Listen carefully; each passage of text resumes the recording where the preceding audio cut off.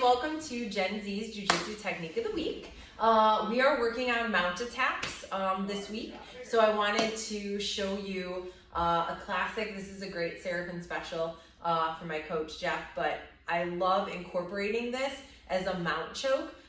It's a little bit different than your traditional cross collar choke.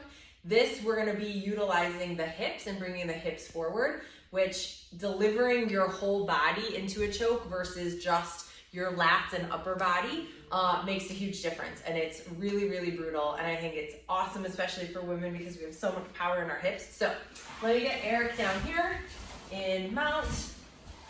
Okay, I'm going to actually have you scooch back just a little bit. Excellent. And we're going to go a little sideways. Perfect. So I have my partner. I'm here in mount. We obviously have many different things we can do here. I want to keep good control by keeping my toes tucked under the butt.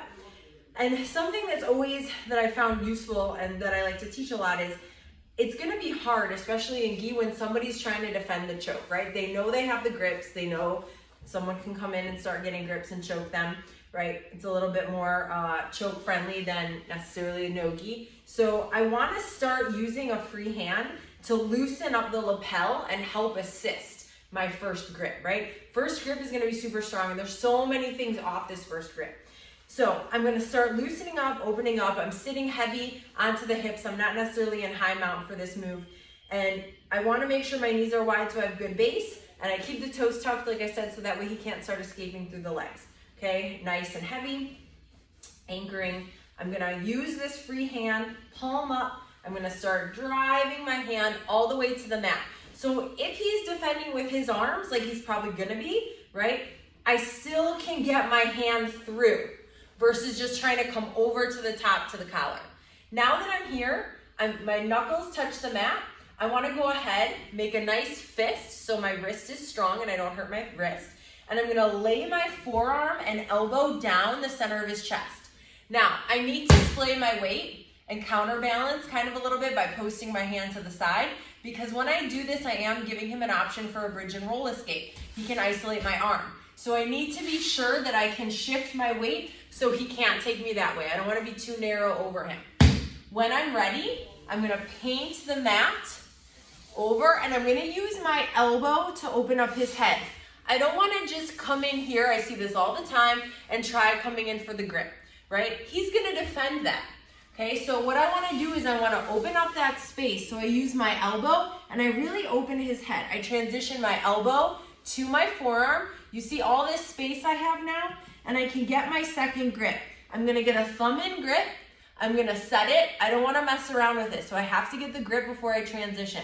I can also post my head in the mat if I need to for balance as I'm getting the grip. Okay, keeping my head up so I can talk and teach you through this. So now I'm going to go ahead and swivel. Traditionally, you could come in, start bringing your head to the other side, and go for a basic cross collar.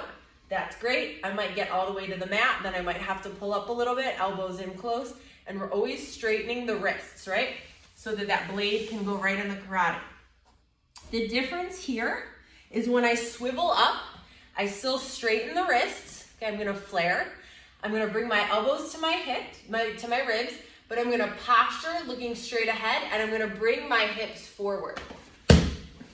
Okay, so what I'm doing is I'm not sliding my legs back. Okay, I'm not like grapevining, because that's actually going to take pressure away from the choke. What I'm doing, straightening the wrists, elbows in, and I'm bringing my hips forward and falling into the choke. That's delivering a ton of pressure into his neck. Okay, so one more time, we're here, open up, boom. Get my grip, counterbalance, paint the mat, open, get that thumb in grip.